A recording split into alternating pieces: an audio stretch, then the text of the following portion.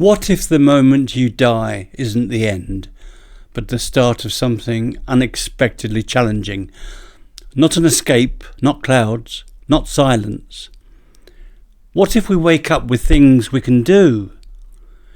Imagining opening your eyes in a place where every choice matters again, where you are needed in ways never expected, a place where we each connect with other people, those who are also dead and perhaps those still alive in this world.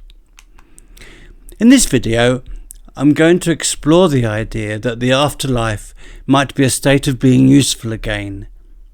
It means thinking about some activities we each might get up to. If we are each alive as a spirit, wouldn't it be all about getting into the spirit of things? Say, the sporting spirit. Well, that's one for me. Playing team football again, or perhaps the creative spirit. Sharing original ideas with others for composing, say, music or artwork. Or the fighting spirit, encouraging courage and effort in those who need to stand up to challenges. Now, all this sounds not quite so far-fetched if we're willing to consider that while alive in the world, the spirit of each of us is a state of awareness that is clothed with a physical body. So, when that connection is severed and the material body rots away, why shouldn't we each continue to consciously exist in spirit? The thing about being conscious after the death of the body is that we will no longer have material needs. Being alive now in the physical realm, we are obliged to work to earn a living, to feed ourselves, pay for a house, clothes, heat, and countless other things. But imagine not having these natural needs anymore.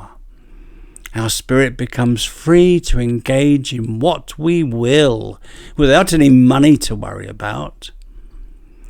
It may take you outside the frame of thought to which you're accustomed, but do you hope for an afterlife where you can interact with others, freed from the constraints of planet Earth? Isn't the spirit of a person unique? Don't you and I have a little thing about each of us that can offer something different? Your inner strengths probably vary from mine, but don't we all have something of our own to offer? So what jobs will need doing? One role that comes to mind would be looking after infants who have recently passed over to the other side. I guess a kind of tender love is needed for that. Another job might be raising and loving those who died young, by acting as good role models and teaching good life attitudes. Perhaps you need to come from the same cultural background as the student and be clear-minded about personal growth to teach ideas about this. Anyway, I firmly believe we each have some potential virtue and natural flair. Sure, we may well have special skills we have developed in our current jobs, but forget what job you have now. Think instead about how you do it. Do you practice nursing with care, or police work with good sense, or business in an ethical way? Sure, we probably won't need the repairman, the refuse collector, or the farmer, but we will need their patience and their honesty. Also, workers' tolerance, their endurance, their honesty, their kindness and cheerfulness. Many times people do their jobs in angelic ways. Now, there are indigenous cultures that believe that the dead remain present with us as ancestral spirits who can guide, protect, or influence the living. And this idea appears in religions like African traditional religions and Chinese folk religion. In the West, guardian angels are usually described as spirits assigned to watch over and help a person throughout their life. Have you ever had a strong gut feeling that steers you away from danger?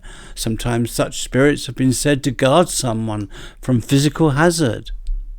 Now, many moons ago, I was driving along over a hilly area in the Pennines when, coming to a straight stretch of road, I began to overtake a car ahead, not realizing there was a dip in the road.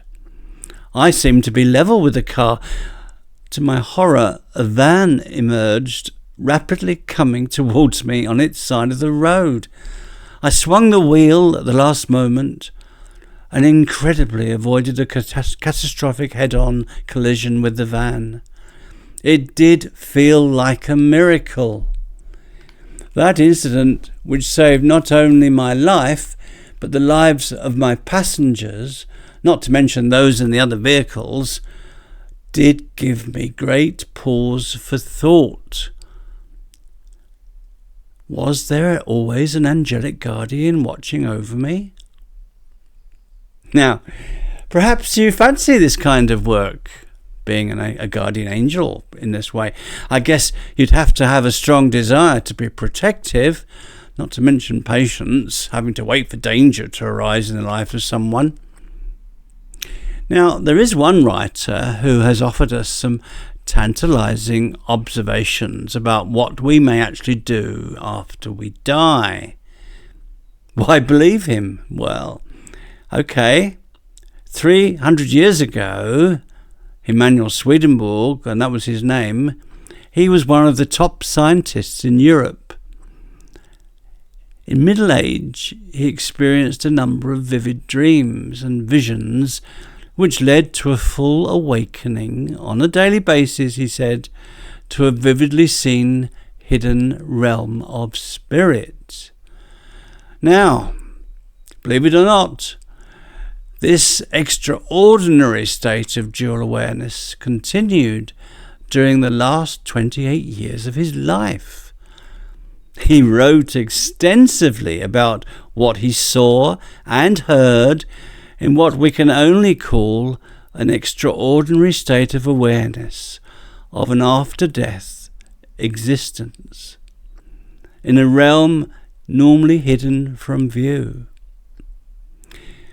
Now, this included the roles of people who had died, and he said he found out that all angels were once alive as human beings. They were good people after death who want to be useful, and that we can all become angels if we want. He observed that angels interact with us on earth, although we are obviously usually not aware of their presence, and he said he heard and saw spirits all around him. However, he said that this presence normally takes place unconsciously with us.